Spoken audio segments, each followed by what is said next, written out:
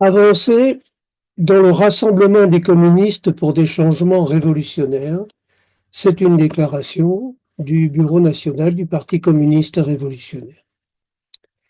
L'évolution du PCF l'a conduit à abandonner sa position de classe au profit d'une copie de gauche de la social-démocratie.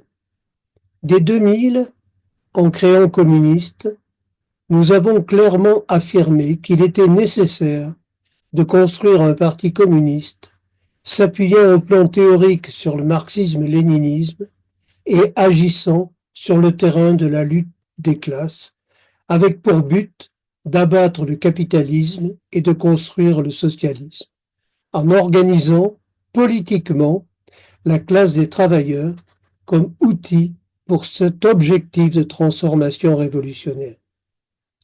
Au cours de ces dernières années, nous avons, avec nos forces, développé la bataille de classe et approfondi nos analyses et conceptions sur l'évolution du capitalisme dans sa forme impérialiste et sur l'évolution des rapports sociaux.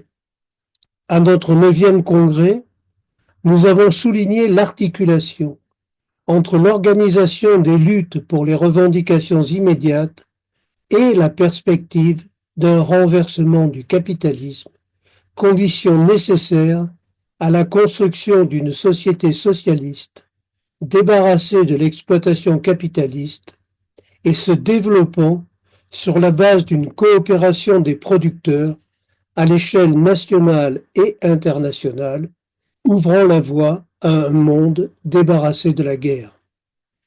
Aujourd'hui, nous mesurons l'approfondissement des contradictions dans les processus d'extraction de la plus-value et dans l'accumulation du capital à l'échelle nationale, européenne et internationale, conduisant à une montée des affrontements violents au sein même du système impérialiste, ce dont témoignent en particulier la guerre en Ukraine, les nombreux conflits régionaux et la complicité avec laquelle les puissances impérialistes occidentales, alliées de l'État sioniste colonial israélien, lui apportent leur soutien pour combattre le mouvement de libération du peuple palestinien et affronter les puissances régionales au travers de la guerre ouverte contre le Liban en vue de s'assurer la suprématie et le contrôle de cette région stratégique, ce qui est recouvert par l'expression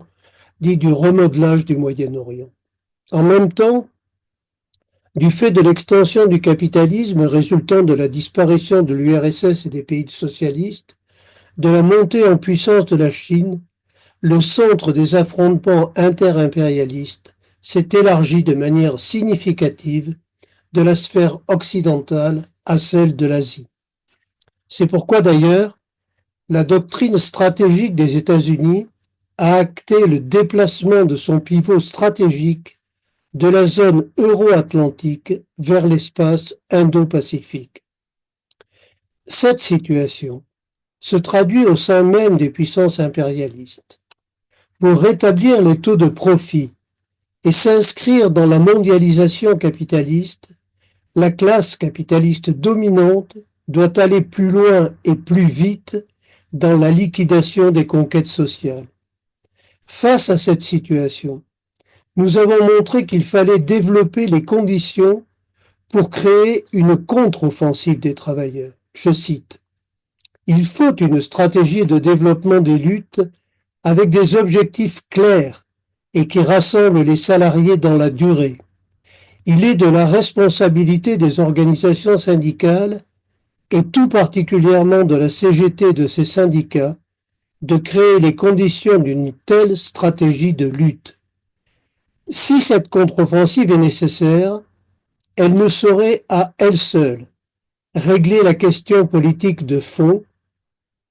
Comment construire avec les travailleurs l'organisation politique capable de mener le combat politique de classe pour ouvrir une issue révolutionnaire au système d'exploitation capitaliste, prédateur de l'homme et de la nature. Afin d'avancer dans cette voie, Nous mesurons la nécessité de reconstruire un ensemble idéologique cohérent s'appuyant sur le marxisme-léninisme en rapport avec les réalités du capitalisme tel qu'il est aujourd'hui dans sa dimension impérialiste. Cependant, cette reconstruction ne peut pas se limiter aux aspects idéologiques. Il convient de combiner ce travail avec celui de la construction d'une organisation révolutionnaire, un parti d'avant-garde, puisant ses forces dans la fraction la plus combative des travailleurs, celle qui refuse le dialogue social, qui n'est qu'une version moderne de la collaboration de classe, et aussi celle de la jeunesse qui travaille, des lycéens et des étudiants issus des classes populaires, en prêtant à cette jeunesse une attention toute particulière. La jeunesse a toujours été présente dans les grandes luttes touchant à la liberté des peuples. Ce fut le cas lors des guerres coloniales de l'Indochine, de l'Algérie et du Vietnam, où les forces militaires des puissances impérialistes, la France et les États-Unis, furent vaincus par les luttes armées de libération nationale, avec en particulier le soutien de l'URSS.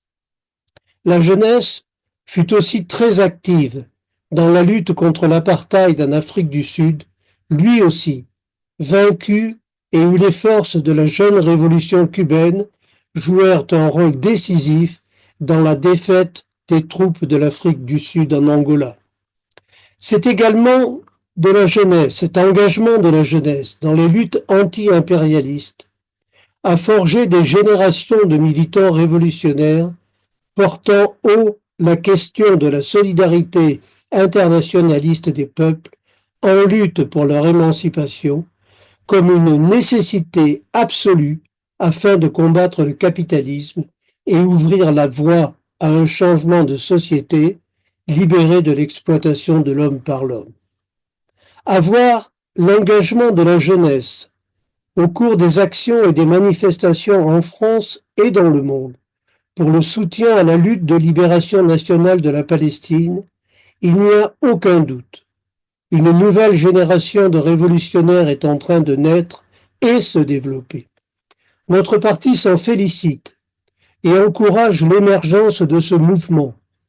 Il le fait avec le souci d'apporter sa pierre à l'édifice de la construction d'un puissant mouvement politique sur des bases de classe et en se situant clairement dans la lutte anti-impérialiste.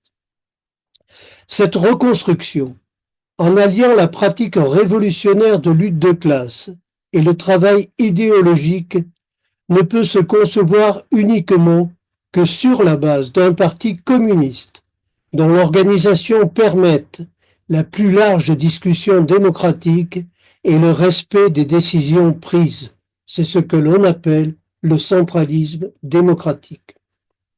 Notre 9e congrès rappelait ainsi: pour changer de politique, il faut arracher aux capitalistes les moyens économiques, financiers, prendre le pouvoir politique.